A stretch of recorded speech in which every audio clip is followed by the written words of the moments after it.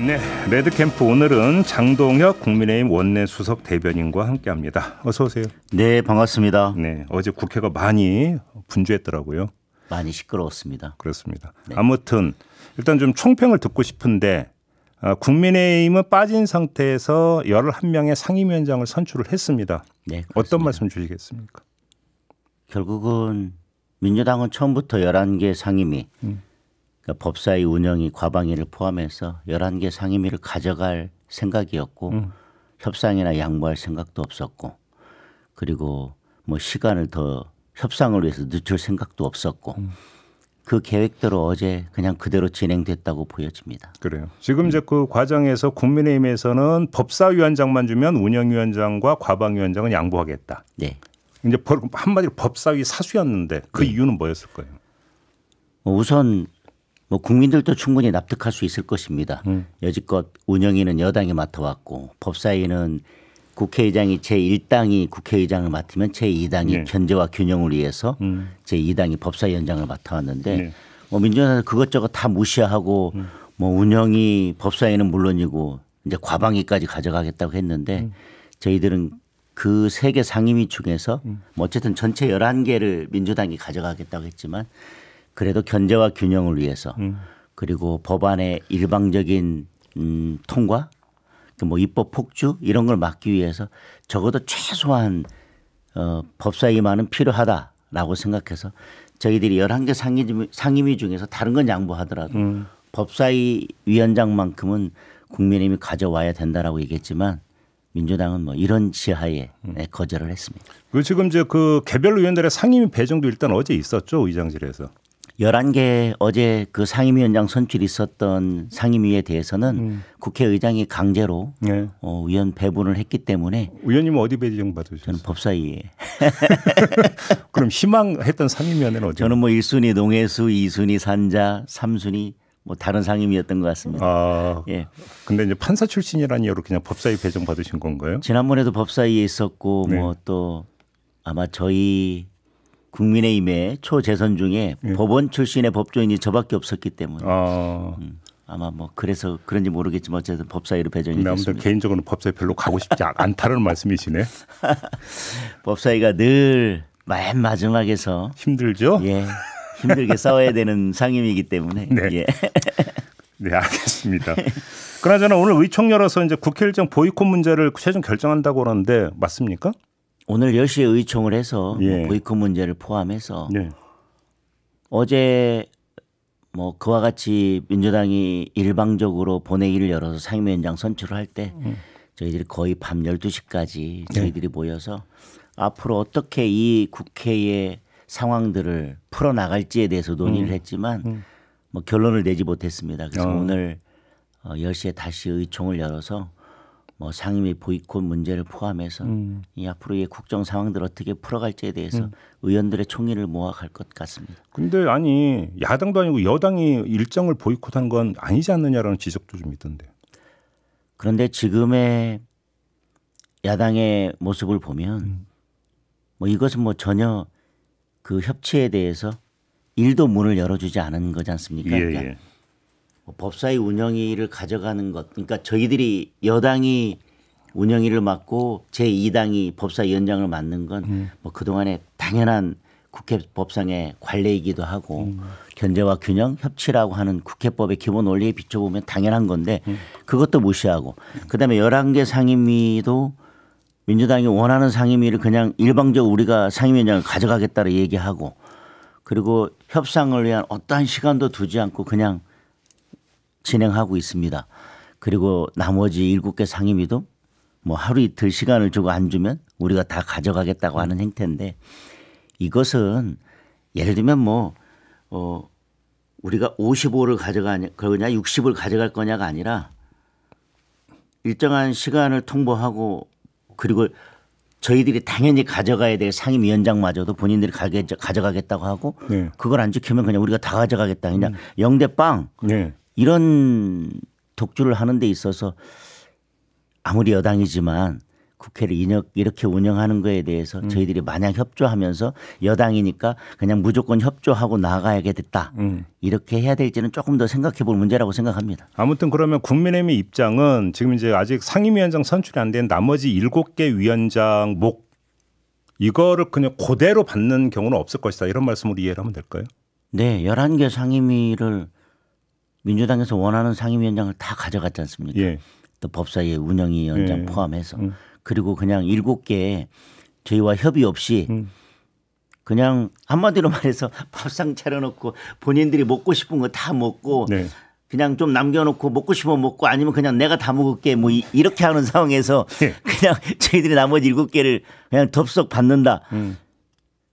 그건 의회 민주주의를 지켜야 되고 의회가 견제와 균형에 의해서 여야가 서로 상생하고 협의를 통해서 운영해야 된다는 그런 기본 원리에 비춰보면 네.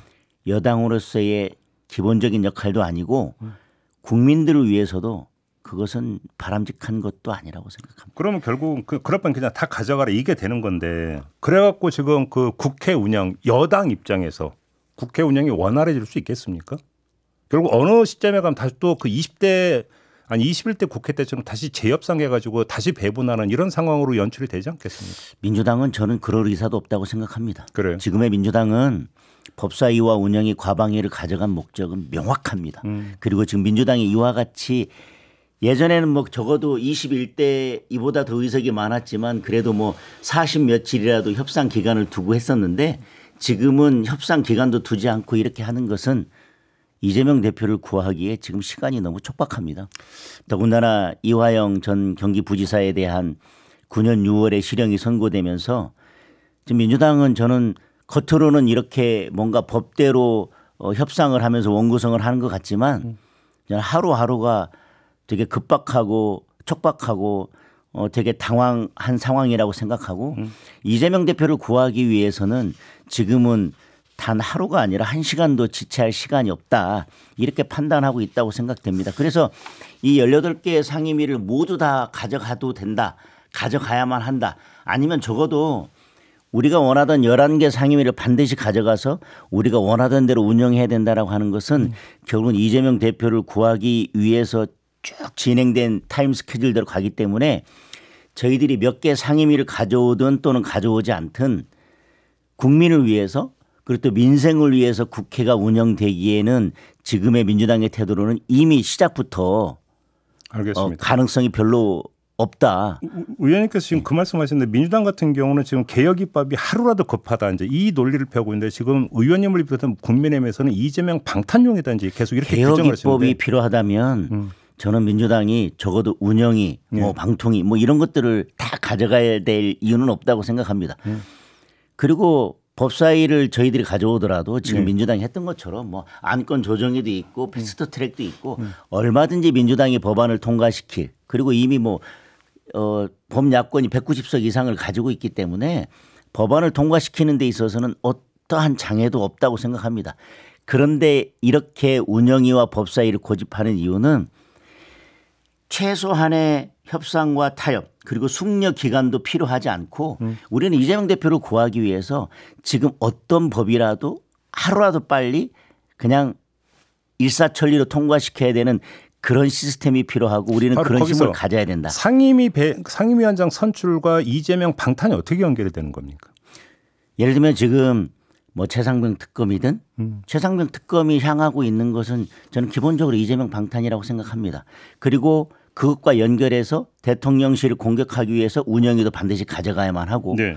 그리고 또 언론에 지금 기울어진 지형을 계속 유지하기 위해서 또 과방위도 반드시 가져가야만 하고 이 세 가지는 기본적으로 이재명 방탄을 위한 목표에 맞춰져 있다고 생각합니다.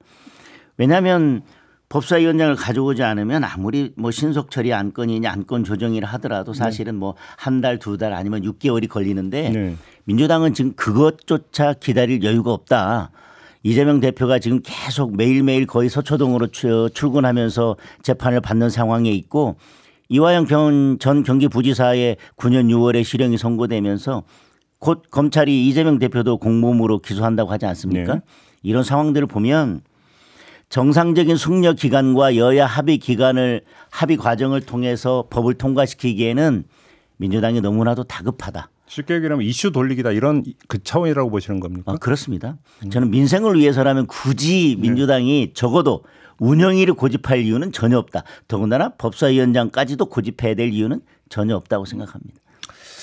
알겠습니다. 좀 현안에 대한 좀 질문 좀 드리고 싶은데요. 일단 지금 그 동해 시임의 가스전 이야기 있지 않습니까? 계속해서 액트지오를 둘러싼 여러 가지 논란 의혹이 나오고 있는데 이건 과도한 문제 제기라고 평가하십니까? 저는 석유 가스 개발 이 문제에 대해서 야당이 이렇게까지 공격하고 저주와 비난을 펴붓을 일인가? 이건 정말 제발 이게 안 됐으면 좋겠다라고 하는 기도를 하는 거나 마찬가지라고 생각하는데 석유나 가스를 개발하는 데 있어서 저희들이 딱 시추하고 최종적으로 개발에 들어가기 전에 과연 그 가능성이 거의 70%, 80%, 100%가 되는 경우가 어디가 있겠습니까? 많은 경우 16%, 20%만 되더라도 이건 충분히 해볼 만하다. 그리고 그런 것들을 했을 경우에 최종적으로는 안 됐을 경우에는 그만큼 비용이 발생하지만 그게 성공했으면 국가적으로 엄청난 경제적인 효과와 그런 것들이 있음에도 불구하고 20%? 야 이거 안 된다. 이거 문제 있다. 그 업체가 믿지 못하겠다. 이렇게 계속 문제 제기를 하는 것은 제발 이것이 안 됐으면 좋겠다. 안 됐으면 좋겠다라고 저는 기도하는 것과 다름이 없다라고 생각합니다. 이게 잘 됐을 경우에 대한민국에 그리고 또 이 경제에 엄청나게 많은 효과와 부를 가져다 줄 것이 충분히 예상됨에도 불구하고 그리고 세계 다른 나라들의 어쨌든 예를 보더라도 이 정도면 충분히 개발할 만한 조건을 갖추고 있음에도 불구하고 이런저런 이야기를 하면서 야 이거 하면 안 된다. 이거 안 된다. 예전에도 이런 거 얘기했지만 결국은 안 되더라. 이거 그냥 그냥 쇼다. 이러다가 결국 망한다.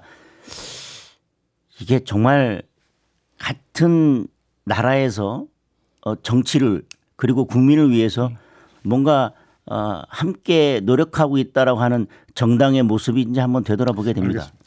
국민권익위원회가 어제 그 김건희 여사 명품백 수수 건에 대해서 종결 처분을 했습니다. 네. 어떻게 평가를 하십니까? 저는 그건 법리적으로 종결 처분을 한 것이기 때문에 일단은 중간 평가적인 의미가 있다고 생각합니다. 그것이 사실관계가 어떻게든 최종적으로 어떻게 되든 우리가 법적으로는 그거에 대해서는 공직자를 문제 삼는 것이지 그 배우자에 대해서 문제 삼는 것은 아닌데 배우자를 문제 삼았기 때문에 법리적으로는 우리가 이거에 대해서 더 이상 판단할 수 없는 문제다라고 결론을 내린 것이고 그것은 법리적인 판단의 문제이기 때문에 그 이상으로 나아가서 평가를 하는 것은 적절치 않아 보입니다. 네, 그 지점에서 그러니까 김건희 여사는 공적 지위에 있는 인물이 아니기 때문에 그렇다고 치더라도 공직자가 이제 배우자가 이런 물품을 받았을 경우에 신고 의무가 있잖아요. 그리고 이제 어떤 소속 기관장한테 서면으로 신고하기 이제 청탁금지구에 분명히 규정이 되어 있거든요. 그러면 윤석열 대통령도 여기에 이게 그 해당이 되는 것이냐 아니냐라는 얘기도 있었는데 법률가로서 그건 어떻게 해석을 하십니까?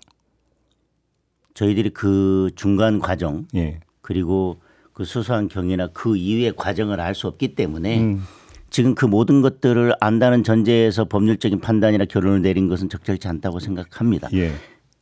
어제 내린 결론은 그 문제와 관련해서 직접 수수한 김건희 여사에 대해서 어떤 법률적 책임이 있는지에 대한 판단을 한 것이고 윤석열 대통령에 대한 판단도 있었죠. 윤석열 대통령에 대한 판단을 한다고 하더라도 지금 말씀하신 것처럼 우리가 어떤 이렇게 됐고 그다음에 이 과정은 이렇게 됐고 이렇게 됐다라고 하는 사실관계에 대한 전제를 다 확정을 하고 답변 드리기는 제가 사실관계를 다 그럼 하나만 그럼 어제 권익위원회 종결 그 처분이 지금 진행되고 있는 검찰 수사하고 연동이 될 수 있는 겁니까 아닙니까? 저는 어제 권익위의 판단이 검찰 수사와 논리적으로 그리고 법리적으로 연결된다고 보지는 않습니다. 아 그래요? 권익위의 판단은 판단대로 또 검찰의 수사는 검찰의 수사대로. 그럼 별개로 그러니까 그 다른 판단이 나올 수도 있다고 보시는 겁니까? 법리적으로 놓고 볼 때? 아 그래요? 시간이 없지만 의원님을 두고 언론이 네. 친한 의원이라고 분류하는 거에 대해서 어떻게 받아들이세요? 뭐 저는 정치를 하면서 뭐 어떤 사람이 뭐 어떤 게다 그런데 네. 아니 친한이라고 분류되는 사람이 그래도 몇 명은 있어야 뭐 친한 게라고 하지 않겠습니까? 아니 우리가 무슨 개파라고 하려면 적어도 몇 명은 있어야 뭐 이렇게 뭐 최소한 확실한 한 명 언론은 이렇게 얘기하던데. 확실한 한 명. 최근에 혹시 좀 교류 좀 하세요? 한동훈 전 위원장하고? 뭐 총선 과정에서 그리고 또 비대위원장으로 활동하시는 동안 네. 사무총장으로서 쭉 실무적으로 보좌를 해왔기 때문에 네. 총선 이후에도 뭐 만나고 소통하고 하는 것은 뭐 계속 하고 있습니다. 전당대회 출마하죠, 한동훈 위원장. 그렇게 물으시면 제가 공식적으로 답변할 수 있는 것은 그냥 한동훈 위원장도 여러 고민을 하고 계시고 예. 적절한 시기에 또 뭐 적절하게 판단하시라고 생각을 합니다. 그렇죠. 적절한 시기에 판단이라고 하는 것은 적절한 시기에 이제 그 출마 표명 이렇게 이해를 하면 되는 걸까요? 아, 그렇게 말씀하시면 안 되고요. 많은 분들이 그런 말씀을 하시지 않습니까? 예. 예를 들면 지금은 나오지 않는 게 좋겠다. 더군다나 예를 들면 내 동생이라면 뭐 이렇게 나는 하지 않겠다라고 하는 것은 그만큼 애정을 가지고 말씀하시는 건데 그러니까 애정을 가지고 한동훈 위원장을 바라보는 분들이 그와 같이 말씀하신다고 하는 것은 그만큼 리스크가 있고 어쩌면 정치인 한동훈에게는 알겠습니다. 출마하는 선택이 큰 위험이 있다라고 하는 말씀을 주시는 것인데 그걸 뒤집어서 얘기하면 지금 이 상황에서 당원들이 원하고 당을 위해서 출마해야 된다라고 하는 많은 분들의 뜻을 따라서 출마하는 것 또한 예. 저는 가장 적극적이고 아니면 뭐 한동훈 위원장에게는 가장 위험 부담이 큰 행태의 정치적 책임을 지는 모습이다라고 저는 그렇게 생각합니다. 알겠습니다. 오늘은 이렇게 마무리하죠, 의원님. 예. 네, 2주 뒤에 뵙겠습니다. 고맙습니다. 그러겠습니다. 네, 고맙습니다. 국민의힘의 장동혁 의원이었습니다. 고맙습니다.